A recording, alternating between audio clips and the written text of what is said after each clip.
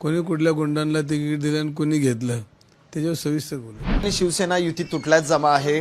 अर्ज माघारी घेण्याचा काही तास शिल्लक राहिलेले आहेत. मात्र शिवसेनेकडून आतापर्यंत कुठलेही आदेश जो आहे तो अर्ज माघार घेण्याचा आलेला नाही. माझ्यासोबत शिवसेनेचे नेते रवींद्र धंगेकर आहेत. खरं तर पहिल्यापासून तुम्ही 165 जागा लढण्यावर ठाम होता. आता युती तुटल्याच जमा आहे.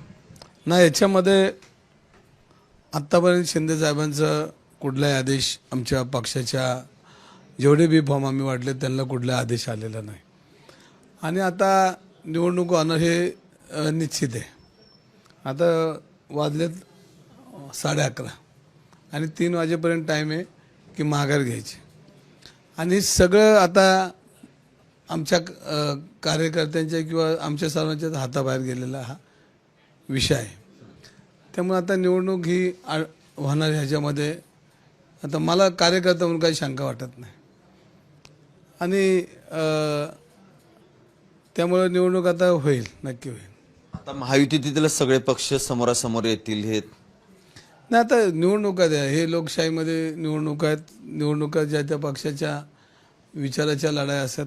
ज्या तो पक्ष आपला विचार मांडणार, ध्येय धोरणं मांडणार आणि पुणे शहराला कशा पद्धतीने पुढे नेता येईल त्या पद्धतीने आमचंही धोरण असणार. त्यामुळे ज्याची त्याची धोरणं असतात, पण आमचं धोरण पुणे शहराला पुढे न्यायचं धोरण आहे. आतापर्यंत किती उमेदवार तुमच्याकडे झालेले आहेत आणि किती ह्याच्यावर निवडणूक आता फायनल होईल तुमची? नाही, काय झालं, सगळ्यात आमच्या सर्वांची माझी सगळ्यात महानगरप्रमुख माझी मोठी चूक झाली की खऱ्या अर्थाने हे निवडणुकीला पहिल्यांदा सगळे बी फॉर्म द्यायला पाहिजे होते. 2 दिवस अगोदर दिला असतं तर मग चांगल्या पद्धतीचे उमेदवार, चांगल्या पद्धतीचे कार्यकर्ते, थोडा आमचा गोंधळ झाला त्याची जबाबदारी माझीच आहे. आणि हे सगळं करत असताना आमचे काय 22 लोकांना आम्हाला उमेदवारी देताना आले. काय पॅनलमध्ये आमची विचाराची लोक किंवा ताकदीची लोक येत होती, पण ती आता ते सगळं थांबलं आहे. शेवटी मिनटाला राजकीय गणित बदलत असतात. मी तुम्हाला आठवतोय की शेवटच्या फॉर्मपर्यंत माघारी घेण्यापर्यंत मी म्हणत होतो की सगळी राजकीय नीती बदलत जाणार.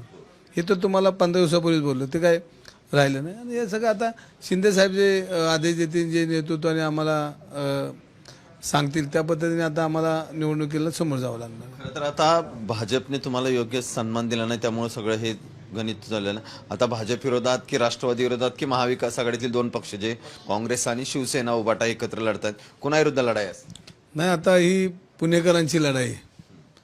आणि पुणेकरांची लढाई ही पुणेकर जिंकले पाहिजेत. कारण पुणेकर कार्यकर्ता कधीच मरून दिला नाही. आणि पुणेकरांचं नेतृत्व पुणेकर कार्यकर्ता हा महानगरपालिकेत करतोय. त्यामुळं सर्वसामान्य कार्यकर्ता हा आमच्या डोळ्यासमोर ठेवून, ज्याला कुठलाही राजकीय वारसा नाही आणि सामाजिक कार्यकर्ता आहे, ह्याला आम्ही AB फॉर्म दिलेले आहेत.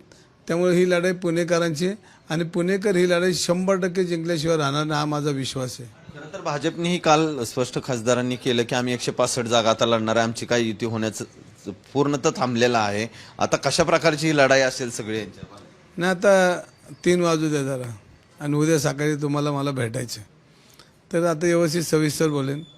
राजकारणामध्ये सगळी लोक खरं बोलत नाही, सगळी लोक खोटं बोलत नाही. पण मी दोन्ही राजकारणात कायम खरं बोलतो. उद्या सकाळी आपण भेटायचंच आहे, त्याशिवाय आपला कोरम पूर्ण होणार नाही. काल उपमुख्यमंत्री अजित पवार म्हटले की मी उदय सामंतांना पुण्यातल्या किंवा महाराष्ट्रातली जी काही युतीची ही चालू आहे त्याच्या संदर्भात बोलेल, किंवा अजित पवारांचीही काय हे तुमच्या ह्याच्या संदर्भात बोलणं झालं का? मैत्रीपूर्ण लढत होणार आहेत का कुठं? नाही, मैत्रीपूर्ण लढतीचा काय जो विषय आहे तो आता वरिष्ठ निर्णय घेतील. आणि दादांनी काय बोलले मी तुमच्या माध्यमातून ऐकलं, तर दादा आणि वरिष्ठ आमचे सगळे बोलून घेतील आणि तो काय निर्णय असेल त्याच्यामध्ये आम्ही एकमेकाला जर वरिष्ठांनी सांगितलं तर त्या पद्धतीने आम्हाला त्या पद्धतीने पुढे जावं लागेल. खरं तर काल खासदारांची प्रेस झाली पुण्याच्या, त्यांनी त्या ठिकाणी सांगितलं की अजित पवार थेट पालकमंत्र्यांवर टीका केली की पालकमंत्र्यांनी त्यांच्यात उमेदवारी देताना दक्षिणेपासून वरपर्यंत पुण्यात सगळ्या गुंडांना उमेदवारी दिलेली आहे. काय वाटतंय सगळ्या गुंडांना उमेदवारी देण्यावर तुम्हाला? नाही, म्हणून तर म्हणलं उद्या सकाळी 10 वाजता मी व्यवस्थित बोलतो. कोणी कुठल्या गुंडांना तिकीट दिलं आणि कोणी घेतलं त्याच्यावर सविस्तर बोलतो. नक्कीच आपण पाहतोय की पुण्यात युती तुटल्याच जमा आहे आणि त्यामुळे आता येणारं राजकारण पुण्यातलं महानगरपालिका निवडणुकीचं रणधुमाळी जी आहे ती खऱ्या अर्थानं सुरू होईल. शिवसेना, भाजप, राष्ट्रवादी काँग्रेस, अजित पवार, शरद पवार गट आणि एकूणच महाविकास आघाडीतील 2 पक्ष अशी चौरंगी लढत पुण्यात होण्याची शक्यता आहे.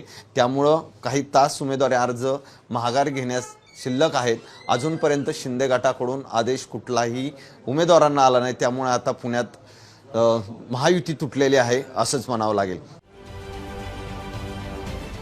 महाराष्ट्रातील सर्व बातम्यांचे विश्वासार्ह व्यासपीठ, सकाळच्या सर्व सोशल मीडिया प्लॅटफॉर्मला लाईक, फॉलो आणि सबस्क्राईब करा. तसंच सर्व नोटिफिकेशनसाठी बेल आयकॉन प्रेस करायला विसरू नका.